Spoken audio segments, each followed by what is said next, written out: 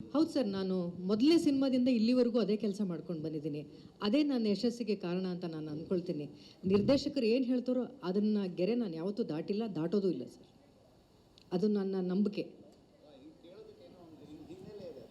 ಹೇಳಿ ಸರ್. ಹೀಗೆ ಕೇಳೋದಕ್ಕೆ ಬೇರೆ ಏನೋ ಹಿನ್ನೆಲೆ ಇದೆ, ಅದು ನಿಮ್ಗೆ ಅರ್ಥ ಆಗಿರಬೇಕು. ಅರ್ಥ ಆಗಲಿ.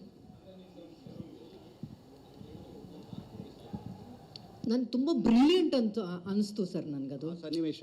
ಹೌದು, ಯಾಕಂದರೆ ಬೇರೆ ಏನೋ ಥರ ಹೇಳಿ ಅದನ್ನು ತುಂಬ ಕ್ಲೀಶೆ ಆದಂಥ ಒಂದು ಸಿಚುವೇಶನ್ ಅದು. ಅಂದರೆ ಒಬ್ಬ ಕ್ರೂರತ್ವ ಇರುವಂಥ ಒಬ್ಬ ವ್ಯಕ್ತಿ ಒಂದು ಹೆಣ್ಣನ್ನು ಹೇಗೆಲ್ಲ ಹೀಯಾಳಿಸ್ಬೋದು, ಅದನ್ನು ಬೇರೆ ಥರ ಇದುವರೆಗೂ ನಾವು ಸಿನಿಮಾಗಳಲ್ಲಿ ನೋಡ್ಕೊಂಡು ಬಂದಿದ್ವಿ.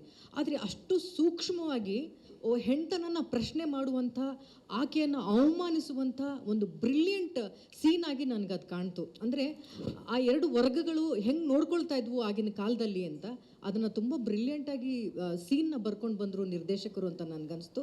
ಒಬ್ಬ ಕಲಾವಿದೆಯಾಗಿ ನಮಗೆ ತುಂಬ ಚಾಲೆಂಜಿಂಗ್ ಅನ್ನಿಸ್ತು. ಆ ಚಾಲೆಂಜಿಂಗ್ನ ನಾವು ತುಂಬ ಪ್ರೀತಿಯಿಂದ ತೊಗೊಂಡ್ವಿ. ತೆರೆ ಮೇಲೆ ಎಲ್ಲರೂ ಹೇಳ್ತಿದ್ದಾರೆ ಆ ಸೀನ್ ತುಂಬ ಅದ್ಭುತವಾಗಿ ಬಂದಿದೆ ಅಂತ. ಅದು ಕ್ರೆಡಿಟ್ ನಿರ್ದೇಶಕರಿಗೆ ಸೇರಬೇಕು, ರೈಟರ್ಗೆ ಸೇರ್ಬೇಕು ಸರ್.